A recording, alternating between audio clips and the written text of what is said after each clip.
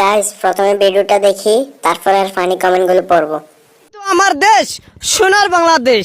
সোনার বাংলাদেশে বাংলাদেশের চর অঞ্চলের মানুষের বুদ্ধি দেখেন।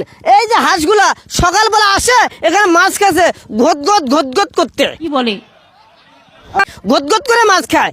এখানে মাছ এই পারে খেয়ে আবার ওই পারে যায়, ওই পারেও আবার ঘট করে মাছ খায়, এইভাবে মাছ খায়। আবার যখন মাছ খাওয়া শেষ হয় আবার এই পার থেকে এই পারে আবার হাঁস একা একা মাছ খাওয়া শেষ হলে মাছ খেয়ে হাঁস বাড়ি চলে যায় আঁকা বাঁকা করে, গদ করে। এটাই ভাই আমাদের জেলার নিয়ম। আপনাদের জেলার নিয়ম কি একটু কমেন্ট বক্সে একটু জানিয়ে দেবেন ভাই। ধন্যবাদ। चलिए शुरू करते हैं। হাঁসের জন্য একটা ব্রিজ বাড়ি নিতে বলেন।